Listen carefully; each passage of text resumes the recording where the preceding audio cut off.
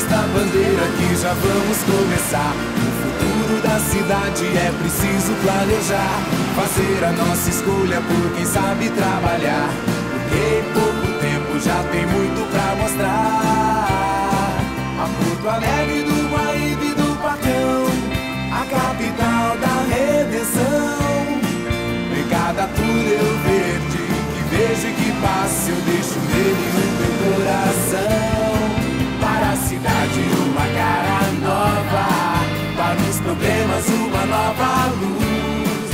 A política de cara limpa, pra vereadora Glória Deca Luz. Para a cidade uma cara nova, para os problemas uma nova luz.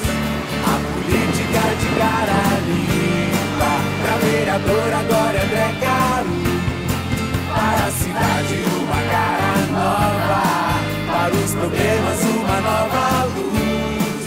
A política de cara limpa, pra vereadora Glória Deca Luz.